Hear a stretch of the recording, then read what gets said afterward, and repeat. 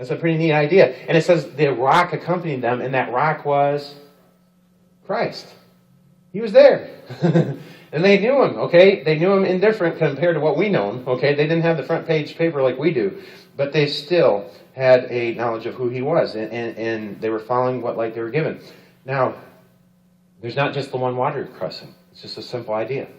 You know, the second generation who obeyed God came in from the east, and they crossed over the Jordan. So there's the two crossings. And friends, when they stepped into the Jordan, the priests were to go first. If the moment their foot hit, if God didn't do what he was supposed to do in a moment, boom, I mean, those guys were going down like a rock. That's what was happening. It was flood level, okay? There's no other hope. And if you look at it, the Jordan River was the last obstruction to them going into God's full purpose for their lives. And if you look at it, even a bigger picture, up here to the north, okay, and what direction is that? That's the northeast, right?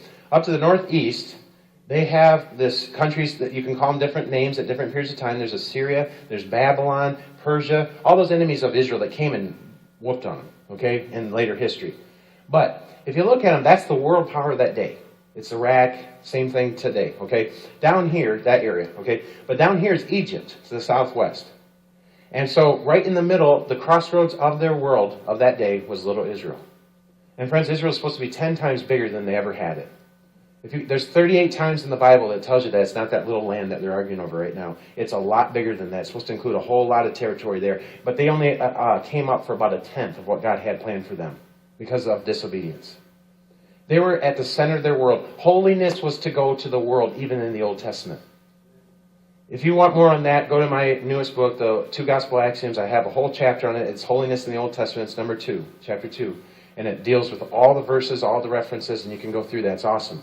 But basically, I'm a nerd. So I think there's something like 1,700 references to how God wanted them to destroy their enemies, and it was all instantaneous. 1,700 references from the first 7 books of the Bible, where he's going, hey, do you ever think about that? It's kind of a deeper thought, but it's fun, all right? Think about it. In the Old Testament, he says, guys, I'm going to give you headlights. Why? He wanted them to go from saved to sanctified very quickly.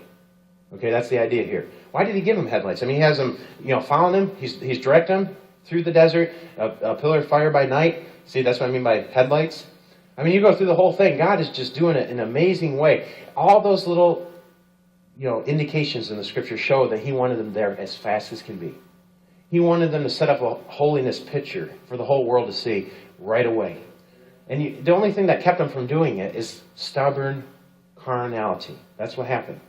He basically said, that's the problem. You guys would never sell out. You know it. There's only Caleb and Joshua that did. And 2 out of, 2 to 3 million people? That's not going to work. All right, so there's the 2 river crossings. That's one simple idea about holiness. All right, now here's another one. Burnt offering. It's total dedication. That's what their offering was. In Exodus chapter 29, verse 18. That's what you're symbolizing. Now, friends, notice it followed after they were saved. That they were to do these offerings. Okay? The offerings didn't save them. I don't know if you grew up underneath that wrong doctrine. The Old Testament, people weren't saved by doing offerings. All right? They were saved by grace through faith. They offered the offerings to stay in constant fellowship with God. In a constant walk. That's why it followed. Okay? And there was 2 goats. It's a very simple idea again. 2 goats. There's the regular sacrificial goat, which was for forgiveness, right? 2 works of grace. And then there's the scapegoat, which is the goat of removal, and it means of sin. They were to let that goat go out into the wilderness and to just let him take off. It was supposed to be gone. Totally, the idea of total removal. Then we have the way and the highway of holiness. I never get to the New Testament ones because this is too long. So I'm going to jump to the New Testament one right here with the way and the highway. That's found in Isaiah chapter 35, verse 8 to 9. First of all, I had a Calvinist. He's my favorite Calvinist I ever dealt with. A Calvinist is a person who comes under John Calvin's understanding. John Calvin taught that you can't be sanctified in this lifetime. Okay? His followers especially taught that. So that's not true. Okay? And so when we're talking about Calvinists, that's somebody who's influenced by that concept. It doesn't matter if you're Free Will Baptist. It doesn't matter how many denominations have changed over the period of time. This influence is in your life if you've been underneath his teaching, okay?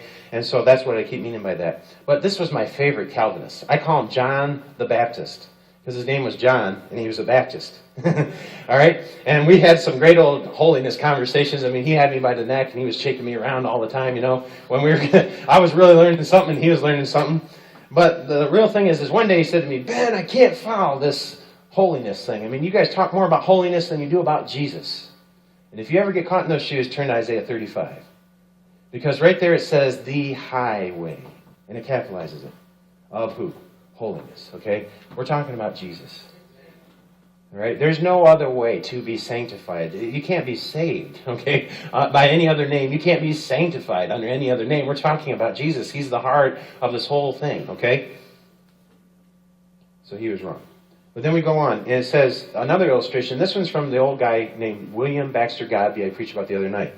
He says that King David was a man of war. Remember that? His hands were bloody. He killed all these people during his whole lifetime. So that's a picture before you're sanctified. All right? It's a picture of war, struggle, carnality. I want my way. God's way and my way. A war. And he says, so God says, you can't build the temple.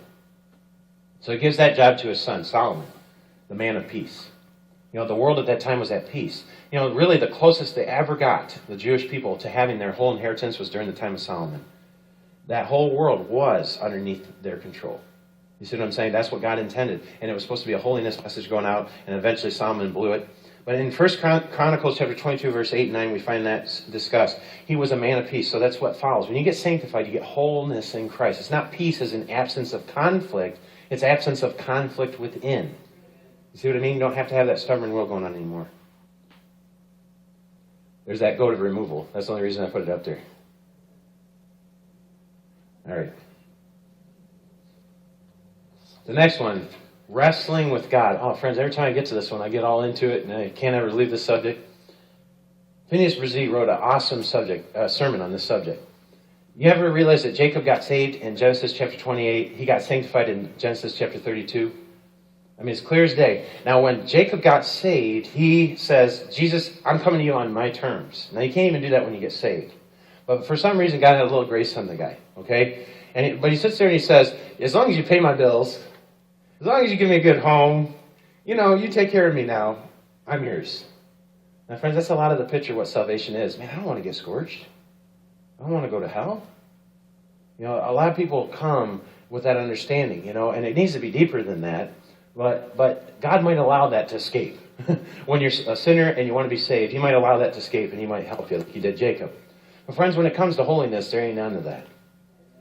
All right? You don't get to say, I want this and I want that, and then I'll follow you. And I'll try you on like a shoe, and when you don't work, I'm taking you right back off. He won't even listen to that, okay?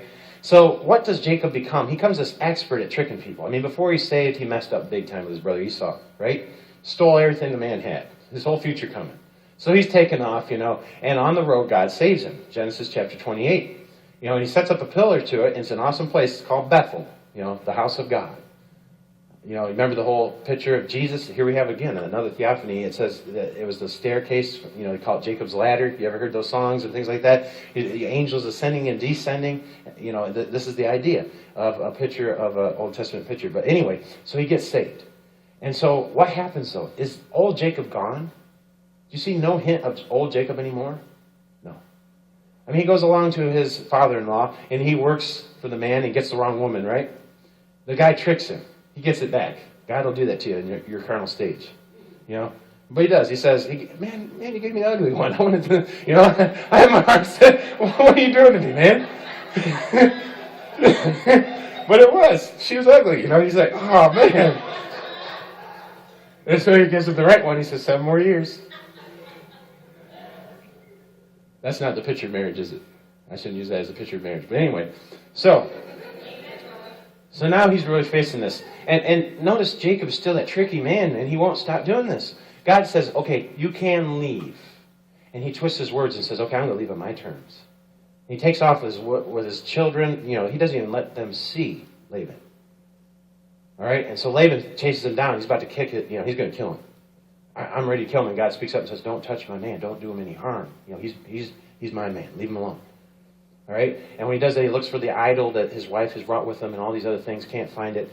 But the idea is he's still relying on those old Jacob principles.